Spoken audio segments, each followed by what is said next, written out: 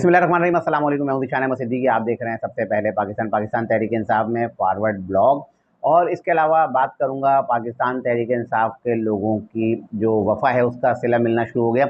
और ये सिला किसकी जानिब से मिल रहा है? वो सिला मिल रहा है हुकूमत की जानिब से। यकीनन आप हैरतज़दा होंगे ना कि पाकिस्तान तहरीक इंसाफ जो मुखालफत करती है हुकूमत की, जो इस हुकूमत के ख़िलाफ़ है, जो इस निज़ाम के ख़िलाफ़ है, अब उनको जो उनको किस चीज़ का सिला दिया गया और उनको किस चीज़ का इनाम दिया गया, मैं इस पर बात करूँगा।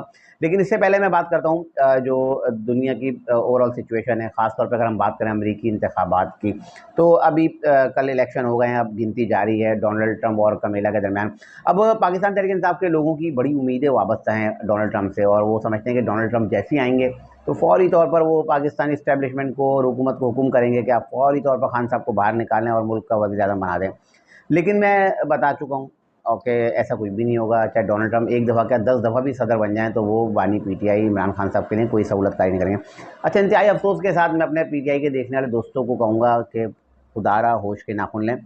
आप ही के खान साहब कहते थे कि हम अमेरिका को एब्सोल्यूटली नॉट कहते हैं और हमें अमरीकी ग़ुलामी नामंजूर है। तो अब आप अमेरिका की तरफ क्यों देख रहे हैं? आप डोनाल्ड ट्रंप की तरफ क्यों देख रहे हैं? ये पाकिस्तान तहरीक इंसाफ के उन दोस्तों के लिए मेरा मैसेज है जो मुझसे हमेशा इख्तिलाफ़ करते हैं।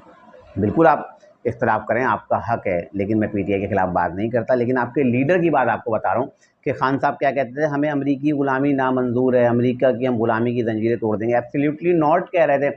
और यही खान साहब का मौक़िफ़ था कि जो है हमने जो है अमरीकी ग़ुलामी से निकलना, और अमरीका ने हमारी हुकूमत को जो है रुख़सत किया है। तो आप अमरीका से मदद क्यों माँग रहे हैं?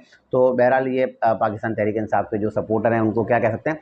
लेकिन एक बात और बताना चलूँ कि जिन लोगों का ये ख़्याल है ना कि बानी पीटीआई इमरान खान साहब को रिलीफ़ मिलेगा, ऐसा कुछ भी नहीं होगा। अच्छा, मज़े की बात मैं आपसे तमाम बातें शेयर करता चलूँ ना, क्योंकि जब व्लॉग कर रहा हूँ तो आप लोगों को भी सारी बातें पता होनी चाहिए कि मैं जो खबरें देता हूँ उनमें कितनी सदाकत है। बानी पीटीआई इमरान खान साहब की कल मीडिया टॉक हुई है और इंतहाई अफ़सोस के साथ आपके बानी पीटीआई जो इमरान खान साहब हैं, अब वो फ़ौज के ख़िलाफ़ कुछ भी नहीं बोल रहे हैं। अभी एक्सटेंशन के मामला हुए ना, तमाम आर्मी जो चीफ्स हैं उनकी जो तीनों मुसल्लह अफ़वाज के सरबराह हैं उनकी जो मुद्दत मुलाज़मत 3 साल से 5 साल बढ़ा दी गई।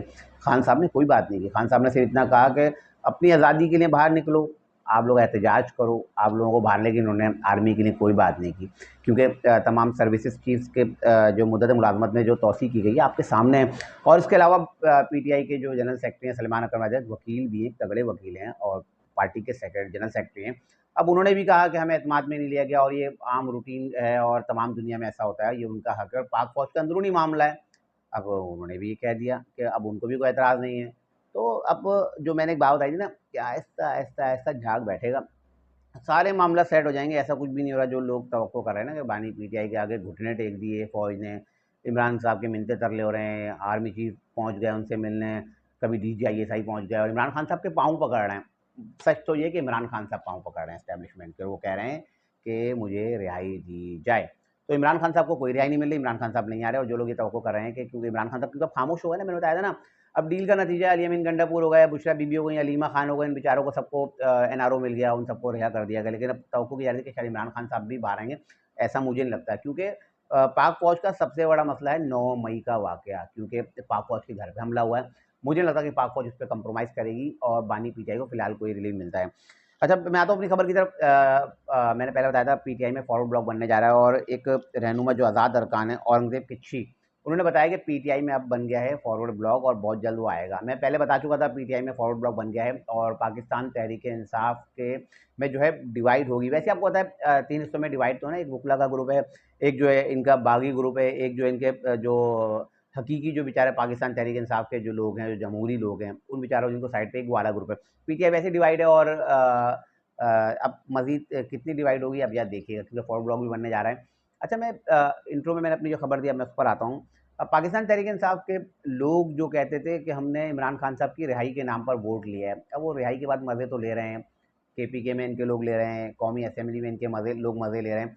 अब जो लोग कहते थे खान नहीं तो कुछ भी नहीं, हम जो है रिज़ाइन कर देंगे, अब वो लोग मराहतों के मज़े ले रहे हैं। अच्छा, मैं आपको दावे से ये बात कहता हूँ, जब ये 26वीं आईनी तरमीम आई, अब ये कानून पास हुआ, तो अंदर के इंतहाई अहम ज़राए के मुताबिक आपको मैं बता रहा हूँ कि ये इजलास से पहले कौमी असेंबली और सेनेट का पाकिस्तान तहरीक इंसाफ के अरकान की स्पीकर कौमी असेंबली से मुलाकात हुई है, और वो इन तमाम चीज़ों पे मुत्तफ़िक थे, इन कवानीन पर मुत्तफ़िक थे, लेकिन क्या करें कि उनको डर था कि ऐसा ना हो ये जिन्होंने बदतमीज़ और बदतहज़ीब जो एक नस्ल और कौम जो उन्होंने एक यूथ जो बनाई है, वो उनका जीना हराम कर देंगे, इसलिए उन्होंने तो बज़ाहिर आकर जो है एहतजाज भी करना था।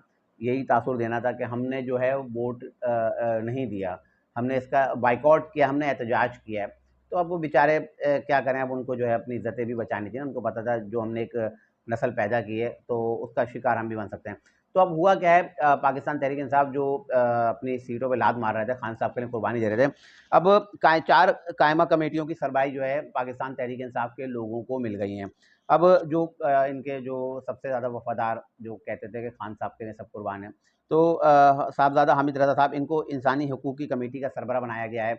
और इसके अलावा आमिर डोगर साहब हैं, इनको मज़हबी अमूर की कायमा कमेटी का सरबराह बनाया, जबकि मज़हबी मामला से इनका कोई ताल्लुक नहीं है, लेकिन चलें बहरहाल अब सिला मिलना था, तो आमिर डोगर साहब को मज़हबी अमूर की कमेटी का सरबराह बना दिया गया है। और इसके अलावा जुनैद अकबर साहब हैं, इनको ओवरसीज़ पाकिस्तानी कमेटी का सरबराह बनाया गया है। और इसके अलावा हाजी इम्तियाज़ साहब हैं, जिनका पाकिस्तान तहरीक-ए-इंसाफ के लोग कह रहे थे ना कि इनको अगवा कर लिया गया, गायब कर दिया गया, यूँ कर दिया गया। तो हाजी इम्तियाज़ साहब को भी अमूर कश्मीर कमेटी का सरबराह बना दिया गया है। अब ये वो लोग हैं जो बड़े-बड़े दावे करते थे कि हम इक़्तिदार के मज़े लेने आए, और अब ज़ाहिर-सी बात है, किसको अच्छा नहीं लगता टूटा प्रोटोकॉल, शाहाना अंदाज़, सिक्योरिटी गार्ड्स हों, प्रोटोकॉल कल्चर का खात्मा करने वाले वीवीआईपी प्रोटोकॉल लेंगे, मज़े लेंगे। एक तरफ बेचारे खान साहब जेल में हैं और वो बस खामोश हो गए हैं। ये मैंने आपको पिछले व्लॉग में बताया था, और मैं अब भी बता रहा हूँ कि इमरान खान साहब ने अब खामोशी इख्तियार कर लिया, और इसीलिए उन्होंने खामोशी इख्तियार की, शायद मेरे खामोश रहने से मुझे कुछ रिलीफ़ मिल जाए। क्योंकि इन लोगों ने कुछ करना नहीं है, ये लोग मराते ले रहे हैं, मज़े ले रहे हैं। आपके सामने 4 कायमा कमेटी की सरबराही जो है पीटीआई के लोगों को मिल गई असूली तौर पे, जिनको ये लेना ही नहीं चाहिए था, और इनको बोला हम तो सिर्फ़ जो इलेक्शन हमने जो लड़ा है 2024 का, सिर्फ़ इस बुनियाद पे लड़ा है कि हमने खान साहब को जेल से बाहर निकालना। अब देखें, खान साहब को जेल से रिहा कराते-कराते अब बेचारों को जो है शाहाना प्रोटोकॉल के मज़े लग गए हैं। तो ये थी आज की कुछ इंतहाई अहम खबरें, जिसके बाद मैं हाज़िर हूँ इंशाअल्लाह मज़ीद खबरों नई तजज़िये के साथ फिर हाज़िर हूँगा। तब तक के लिए याद दीजिए, अल्लाह हाफ़िज़।